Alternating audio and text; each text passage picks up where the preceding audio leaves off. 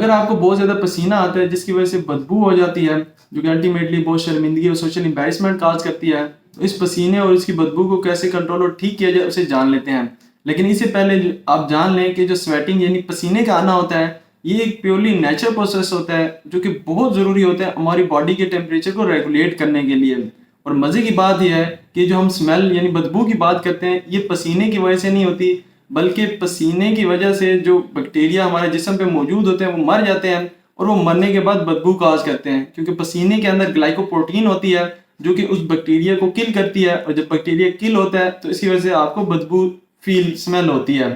लेकिन अगर फिर भी आपको बहुत ज़्यादा पसीना आता हो तो इसे क्लिनिकली हम हाइपर हाइड्रोसिस कहते हैं। उसकी बहुत सारी कॉजेज हो सकती हैं, लाइक ये ख़ानदानी तौर पे भी आपको आ सकता है। इसके अलावा अगर आपको मेटाबॉलिक डिसऑर्डर्स हो, जैसे कि थायराइड का प्रॉब्लम हो, एड्रीनल ग्लैंड यानी गुर्दों के मसला हो, इंसुलिन की इंसुफिशेंसी हो, या अगर आपको विटामिन डी की डिफिशिएंसी हो तो इसकी वजह से भी आपको बहुत ज़्यादा पसीना आ सकता है। इसके अलावा सर्टेन मेडिकेशन यानी दवाइयाँ होती हैं, जैसे कि मेनली एनसेड जो पेन किलर्स होती हैं, ओपियोइड्स हो गए या एंटी डिप्रेशन वगैरह जो यूज़ करते हैं, तो इसकी वजह से भी आपको स्वेटिंग बहुत ज़्यादा हो सकती है।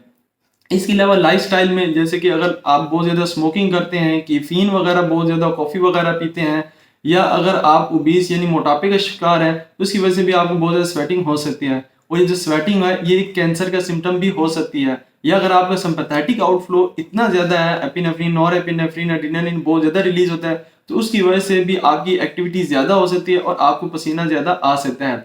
लेकिन किसी भी वजह से अगर आपको पसीना बहुत ज़्यादा आ रहा है, कंट्रोल नहीं हो रहा, तो उसको ठीक करने के लिए जो ट्रीटमेंट स्ट्रेटजीज अडॉप्ट की जाती हैं, उसमें ये कि एंटी प्रेस्पिरेंट या एंटी फंगल जो सोप होते हैं वो रिकमेंड करवाए जाते हैं। और इनमें 10 to 20% एल्यूमिनियम क्लोराइड और सोडियम क्लोराइड का ऐड होना ज़रूरी होता है, क्योंकि ये जो एल्यूमिनियम क्लोराइड होता है ये हमारे जो स्वेट ग्लैंड्स होते हैं उनके जो पोर्स होते हैं उनको प्लग करके बंद कर देता है, जिसकी वजह से उन स्वेट ग्लैंड में से जो पसीने का बाहर आना होता है वो नहीं होता, और इस तरह आपका पसीना कंट्रोल हो जाता है। और आपने इस सोप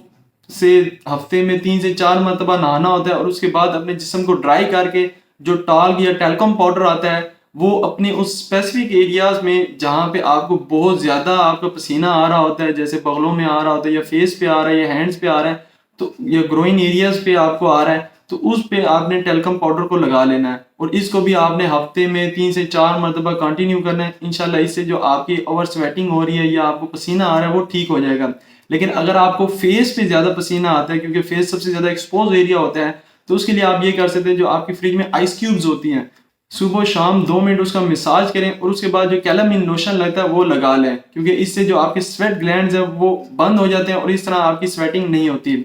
अगर फिर भी ठीक ना हो तो इसके लिए जो दवाइयाँ होती हैं, जैसे कि एंटीकोलिनर्जिक ड्रग्स, जैसे कि